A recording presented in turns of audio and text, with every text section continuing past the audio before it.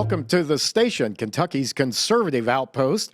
This is the anchor show for Kentucky's Voice, the Commonwealth's statewide conservative media outlet, offering news and analysis from a conservative and a Christian point of view.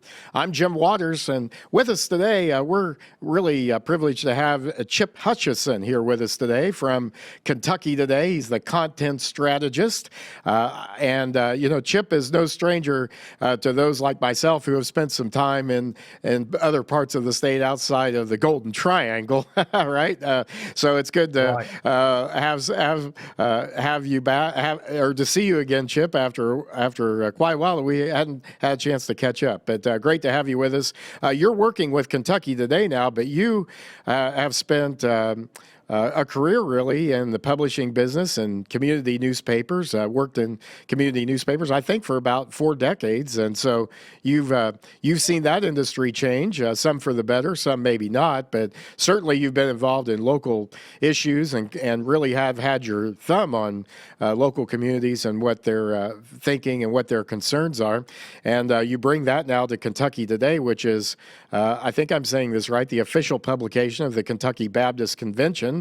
And you can, by the way, folks, you need to check that site out, KentuckyToday.com. You'll find lots of great coverage there, great news and sports coverage, as well as what's happening in the very significant and large Baptist church community that we have in our state. And we're thankful for all of that. So, but Chip, here today we want to talk on this program about gambling, and you've done some writing for Kentucky Today, a short series on gambling and the impact that that's having. But before we get to that, if you could help us kind of set that up about why you wrote that and where we are. It took so long, it seemed like, for the pro-gambling forces. They have fought for years to expand gambling in Kentucky. Back when Andy Beshear's dad was governor of Kentucky, Governor Steve Beshear, he made that a central part of his initial campaign for governor. But then when he got elected, he couldn't get his own party to come along with it, as rural legislators really didn't want to expand gambling. They felt like it wasn't good for our state. So I guess that's the question, is what's changed? What's happened, and where are we now? Last year, of course, the General Assembly passed legislation that expanded sports gambling in our state. But what happened? How did we go from the resistance, even from within the Democratic Party, really, to where this passed with some Republican votes as well? Right. Well, thank you, Jim. Yeah. Yes, I would be glad to speak to that. I think part of the challenge has been, other states are doing this. We're losing money to other states. And that argument has been around for quite some time, but I think it only intensified. There's been that continual push by the pro-gambling element to have it. And I'm afraid that, and while Kentucky Baptists have staunchly opposed this in the past, I think if we look back on it, we didn't oppose it in the right way enough. We could lend our voice to it, but I don't think that was disseminated throughout the Commonwealth. And I'm afraid, yes, I'm just afraid our pastors, we didn't. I think we relied on past successes, and we were caught unaware in some ways. I read one statistic where pastors only preached against gambling 13% was the figure I saw. So 13% of pastors, only 13% Right. of pastors. And if I can put you on the spot here, Chip, a little bit, because you do some ministry work and filling in, but tell me why, as a Christian pastor, tell me why. There are people will say, well, there are some things in the Bible that are clear, some things are not clear, some things are kind of left unclear, maybe, or as far as do's and don'ts and what's right and what's wrong. How do you talk about that? How do you talk to young people about that in particular? Mm-hmm. Well, I think you are correct. Does the Bible come right out and say, "Thou shalt not gamble"? No, it does not. However, the Bible does repeatedly, from beginning to end, talk about love your neighbor. And that's what I think that in our arguments, to love our neighbor is to warn them. If we saw someone driving 90 miles an hour toward a cliff, we would warn them, don't keep doing that. Hmm. And I think that's what our argument has to be today, because the statistics are overwhelming about the dangers of gambling and the addictive nature of gambling. Hmm. And that's, I think, where I wish we could go back and do some things and really focus on that addiction of gambling. CBS News had a great on 60 Minutes had a great post on that here a few weeks ago about how addictive it is, and then because it's addictive, the harm that it causes to families, how it triples the divorce rate where there's addictive gambling behavior in a household. Yeah, Chip, Richard Nelson wrote a column. In fact, it was in Kentucky Today about this, and he made that point about even how kids, children, and how with the access the kids have now with technology, how are we going to keep them away from this? And he made the point, and I'm quoting him here, that their prefrontal cortex, not fully developed, lacks impulse control and cannot discern the consequences of present actions. Normalizing gambling to kids, many of whom will be ensnared in its throes, should be of great concern to all of us. And you're talking there about the addictive nature of this. Some of my libertarian friends might say, well, if people want to drive themselves off the cliff, then let them. That's their choice. But we cover issues on this network from a Christian perspective, not just a conservative perspective. And you made a good point. We were talking about this the other day about that Christians should have a different view than that. That we should, as you just said, care about one another. And but you also made some other points. Talk to that for a moment about how do you respond to those claims? Hey, we don't. Government doesn't. Government, for example, libertarians will say government doesn't have the right to tell me what I can do or what I cannot do in terms of gambling and those kinds of issues. Well, I think, especially when you look at Romans 13, the burden that is upon our government and our governmental leaders to do the right things, that they're held accountable for what they do. So government should be for the welfare of its citizens and want the best for its citizens. Does not want to lead them into behaviors and actions that would be detrimental to their personal lives, to their homes, to their spouses, to their children. And so I think that is the burden there. I understand the libertarian view that can be carried to such an extreme that nothing would be prohibited. And we certainly know that's not right. I look back to George Washington. George Washington prohibited swearing by his troops. He said, if we swear, how can God bless our effort? How can he bless us in this battle? And so, biblical principles apply. And I think the idea of gambling being a get rich quick is what lures people into it. And then, as we know from the studies, it's not it's not winning money. It's the thrill of betting and knowing I won. And that's where the addictive nature takes hold. Yeah, it's that rush. That's what Richard was talking about as well, about the rush. Yes. And it's almost like a drug, in some ways. It is. And it's, as you said, addictive. So what you're saying, I think, is that some, we saw some legislators that in the past would not have voted for this, but they did this time, and I think your perspective is that this argument that we're losing money to other states just overcame the concerns that legislators, I'm sure they have about the problems that it can cause and the addictive nature of it.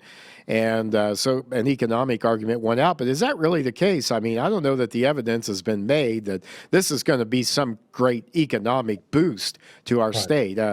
We might have some more dollars stay here, right? But is it going to be something that causes us to grow? And in the long run, is it going to be a net gain for Kentucky? Yes, and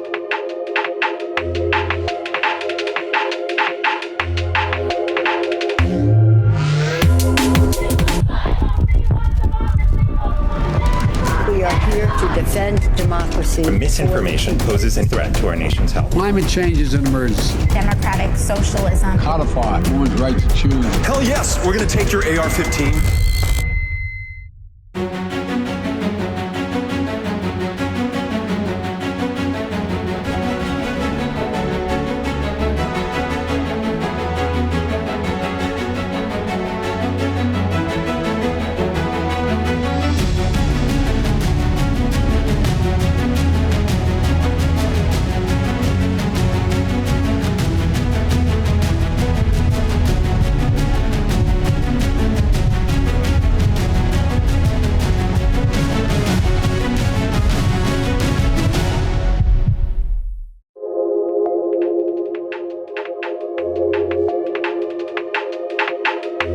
This argument that we're losing money to other states just overcame the concerns that legislators, I'm sure they have about the problems that it can cause and the addictive nature of it. And so an economic argument won out. But is that really the case? I mean, I don't know that the evidence has been made that this is going to be some great economic boost to our state. We might have some more dollars stay here, right? But is it going to be something that causes us to grow? And in the long run, is it going to be a net gain for Kentucky? Yes, and I think the studies that that people are going to gamble, they're going to gamble. That does not hold true. That the more accessible it is, the easier it is, and that's what troubles us about the technology and phones today. The easier it is, then the more people are going to gamble, and for the state or whoever to make so many $1 million, somebody's got to lose that money and much more. Because the sports books and the casinos and those, they're not into it for you to have a good time. They're in that Exactly. business to make money. That's right. They've got to lose a lot of money. They're in it for you to lose, right? Yes, they're in it for you to lose. Does the state get some revenue off of it? Yes, I would argue for the amount that's wagered, they don't get anywhere near what they should, and that's another argument. But somebody's got to lose a lot of money, and that is not good for our homes and our families. It's not good for what we see when people resort to committing crimes to fuel their gambling addiction. It says something that whenever there's a gambling commercial on, at the bottom there's a disclaimer about gambling addiction and how to call for help. And the statistics are clear. There's not enough help to help addictive gamblers. Well, and that shows, too, that they're concerned about liability issues, right? That they put that even in the advertising. We see that in a lot of advertising now. So there's definitely that concern about that. What is legal now, Chip? What's changed? Help us understand, what can be done now that couldn't be done previously in terms of gambling? Unfortunately, I think that horse has left the barn. But what can be done? I mean, what did the law actually? What did it actually do? It allows these sports books, DraftKings, FanDuel, those, if you can access it on your phone, you can gamble. And there's nothing in that state government that Kentucky can do. We've just made it so much more accessible. I think you're going to continue to see more pushes in Kentucky for casino gambling. It's the slippery slope perspective that whatever we have, it's never enough. We always want more from the gambling industry. They always want more.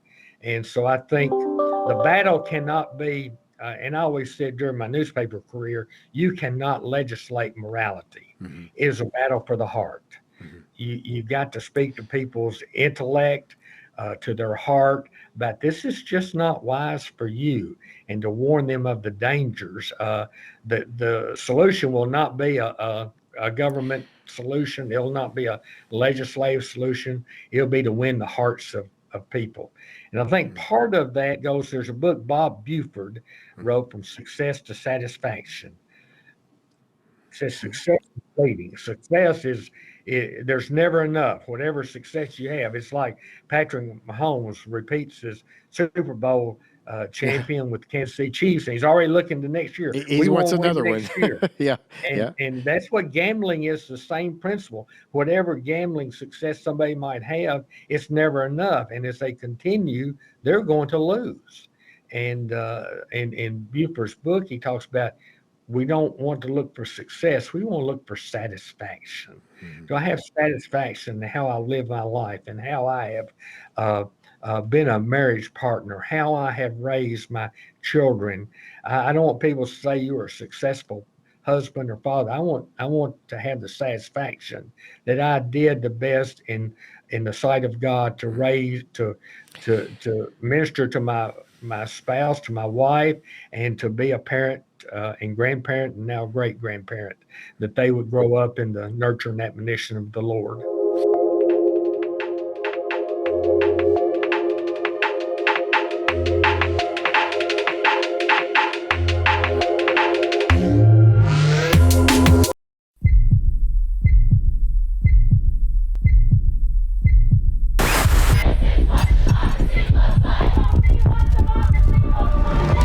We are here to defend democracy. Misinformation poses a threat to our nation's health. Climate change is an emergency. Democratic socialism. Codify women's right to choose. Hell yes, we're going to take your AR 15.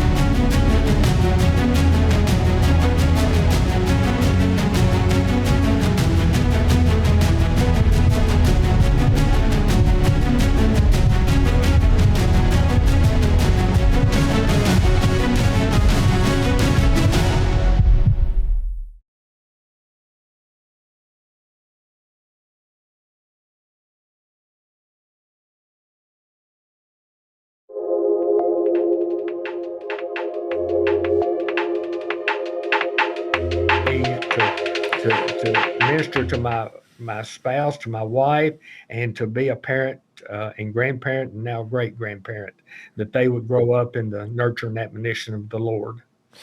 Yeah, you know, and I think what you're saying is that the horse is out of the gate, so to speak, in terms of this. So that's really the answer. What you just gave is the answer to what can we do now, right? And I think it becomes even more incumbent on Christians to make these do a better job, as you said, of making these arguments, to pastors of talking about the consequences of decisions you make, and certainly the Bible has a lot to say about that, and to have our young people think about, is this really what you want your life to look like? You want to look back and have all, regrets about that as well. I think that's a powerful argument. And I think that's what you're talking about, and you're right. Government is a tool of God. He created government, and when it works like it's supposed to, it helps. It helps, but at the end of the day, like even our founders said, that this experiment in Republican democracy will work only if people are restrained in their hearts and in their spirits. So if they're morally restrained, in other words, morally, that there are boundaries. Maybe we could put it that way. Now, maybe in modern day language, that there are boundaries that we set for ourselves, and we stay within those boundaries. And yeah, that's right. That's where satisfaction comes from, right? I mean, really, at the end of the day. Yes. Yeah. We have Kentucky Ethics League. Gene Cole is a pastor in Webster County, and Kentucky Ethics League has fought against gambling for years, as has the Kentucky Baptist Convention. And Gene Cole truly seeks churches where he can, for a church to contact him, and he'll come in or have a representative come in and speak to that issue if a pastor does not feel comfortable. And they can Google Kentucky Ethics League, and Gene has a great passion to protect people from the ills of gambling. Yeah. Well, and I think I think these arguments are important to lay the foundation for whatever the next fight may be, right? Because like I think, as you said, addiction is never satisfied, right? with where it is, it wants more, whatever that may be, and even success, as you said, versus satisfaction. Success wants more and craves more success. So, whatever that next. Whatever that next arena may be that we find ourselves in, I think all these arguments and I think these, I think pastors, maybe waking up on this and as you said, if you're not comfortable, bring somebody in that can talk about it. Sometimes somebody else can come in and do an effective job, a more effective job than that, of that. Yeah. Right. And we do it not from a pounding somebody over the head. Right. If I have a friend that I think is, involved in gambling and moving toward addictive behavior, I would say, hey, I'm concerned for you.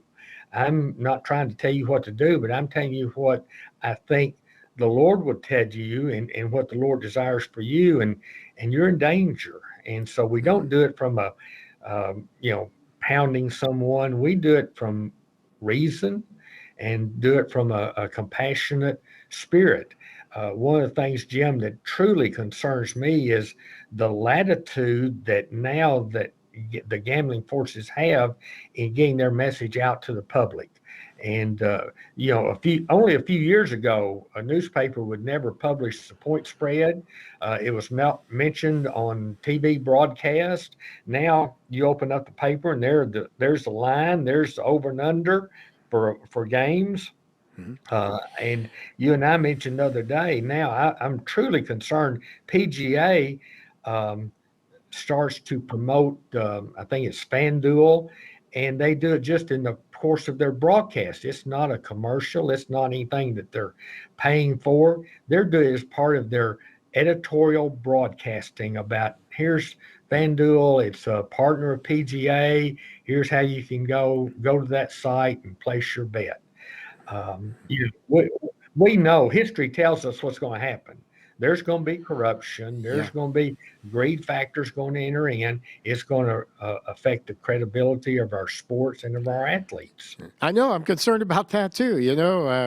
Because I like sports. I like the competitive nature of it, but I want it to be a fair fight, a level playing field. I want it to be done cleanly. I think a lot of fans do. But and I don't think sometimes some of the unintended consequences are thought about. The Baseball Hall of Fame didn't allow Pete Rose into the Hall of Fame because he betted on baseball games. But now we're approaching that line and going to cross it. I think we're going to see that too. I really do. Oh, I do too. And we've seen the situation, reports that came out probably 6-8 months ago about Phil Mickelson and his enormous betting where, millions and millions of dollars that he lost betting. And nobody's, the only reason they're not talking about Phil Mickelson being one of the greatest golfers of all time is he's gone to the LIV tour. It's, Pete Rose has certainly been judged with a harsher criteria. I'm not defending anything Pete Rose did, but if that happened today, I don't think it would have anywhere near the repercussions that it did back in his playing days. Yeah, there was a time when sports fans would recoil at the idea of gambling on games, and now it's I think some people see it as a way to get involved. They're kind of couch potatoes, maybe. They're Monday. They're armchair quarterbacks, if you will, and so it's a way for them to maybe get that adrenaline flowing. But what you're saying today is an important message that there are better ways of doing that. There's better ways of living your life and being satisfied. Satisfaction with what you have. So, yeah. But that's a good point, I think. Yeah. So, well, you said something sparked the thought. My wife and I have been married for almost 51 years, and she never has watched sports with me. And just in the past few months, she started to watch sports. And well, is that a good thing, or? It's a great thing Yeah. because we were watching the Kentucky game last night Yeah. when Reed Shepherd hit that shot and she just screamed and it's created Led by a shepherd, even right? after almost 51 years, a new bond, new way that we can even bond together. Yeah. And you know what? Oh, we've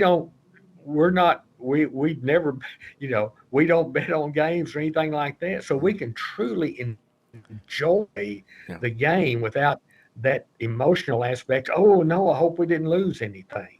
We won because it's even after 51 years, it strengthened our relationship.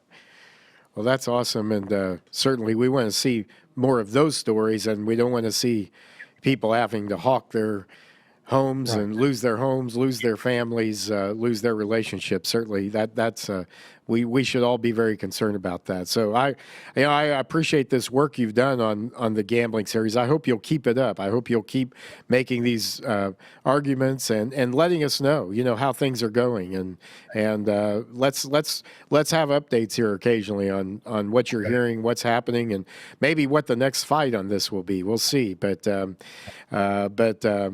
pun intended. But I'm betting that it's going to be good, whatever it is. And I'm not really betting. I'm just saying that's. I understand. We've had to rephrase some of our words. We'll Right. say, "I'll bet something." Well, no, I'm not betting. Right. But I want to thank you, Jim, for the work you're doing and shining light on this. It does take myriad voices to warn people about the dangers that are involved. Well, Chip Hutchison from Kentucky Today, thanks for joining us, and thank you today for joining us here on the station, Kentucky's conservative outpost, the anchor show for Kentucky's Voice.